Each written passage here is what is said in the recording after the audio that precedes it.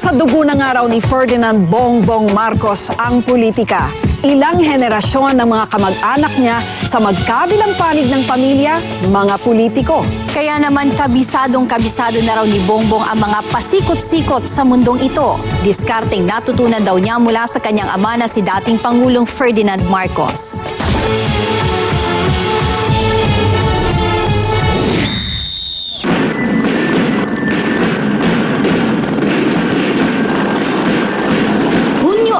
Nang samahan namin si Senador Bongbong Marcos sa kanyang unang pagbisita sa Lubang Island sa Occidental Mindoro. Mainit na tinanggap ng mga taga-Lubang ang senador. Sanay na raw si Senator Marcos sa mga ganitong okasyon. Politika na raw kasi ang kinamulatan niya mula pa noong bata pa siya.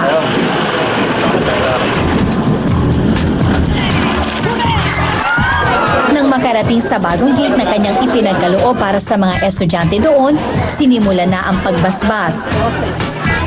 Sa ikalawang paaralang binisita ni Bongbong sa Lubang,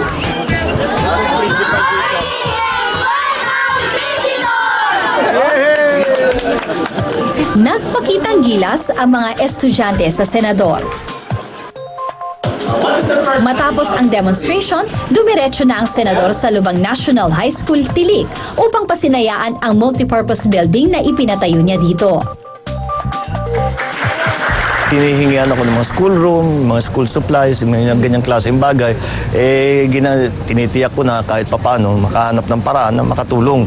Dahil ito para sa akin, lagi kong tapat na paniwala na ang edukasyon ay ang pinakamahalaga.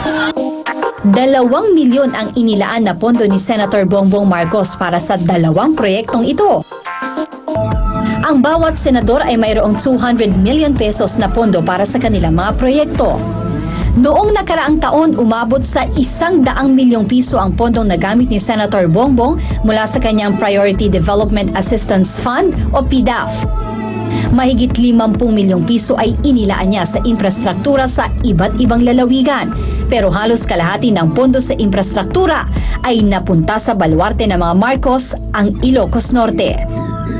Samantala, Mayo ng kasalukuyang taon, tinatayang mahigit 15 milyong piso na ang kanyang nagamit sa pondo. Lahat ng ito ay inilaan sa mga proyektong pang-infrastruktura. Mula kabataan niya, nasa sentro na siya ng atensyon ng publiko.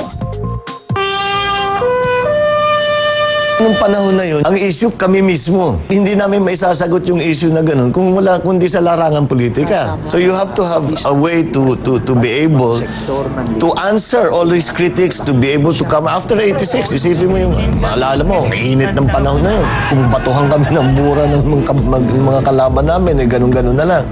So kailangan mo masagot. 1 taon matapos maupo bilang kongresista noong simula ng dekada 90, ikinasal si Bongbong kay Lisa Araneta noong April 17, 1993. Nagkakilala ang dalawa sa isang trial ng pamilya Marcos sa New York.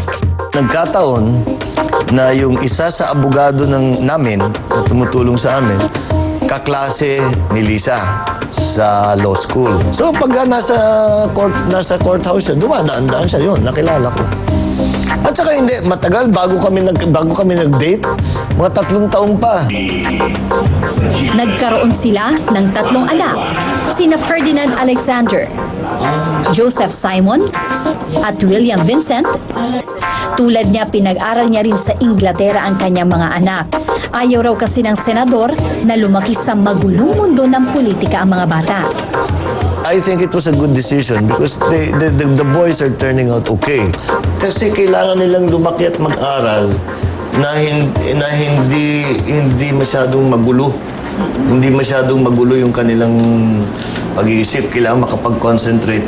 Iniisip ko pag nandito, hindi sila makapag-concentrate na mabuti dahil yung mga issue sa politika, papasok doon, Marcos pa man din, mga anak ko Marcos talaga. Noong una, nahirapan daw si Bongbong na ipaliwanag sa kanyang mga anak ang mga nangyari sa kanilang pamilya.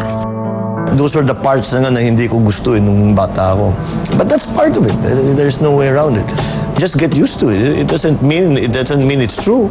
It just means that that's what they're saying about us. Doesn't mean it doesn't mean it's true. It just means that they're lying. So now you know they're liars. You just see the difference between what is reality and what's not reality.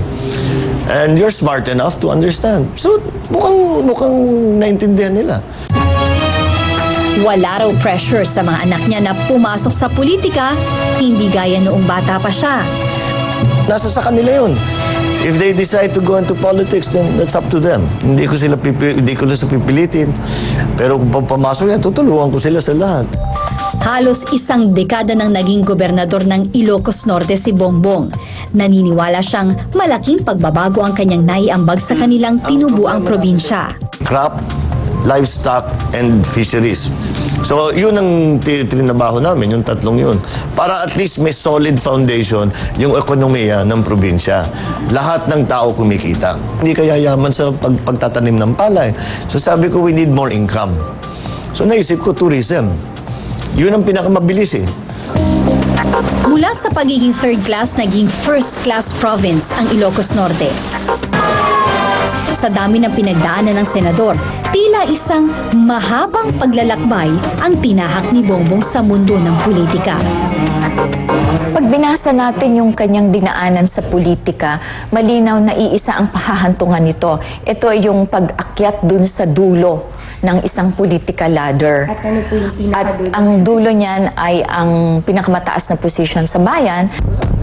Pero nang tanungin namin mismo ang senador sa kanyang planong pagtakbo bilang vice-presidente sa 2016, Ito yung sagot ko, hanggat may lupa, tatakbo.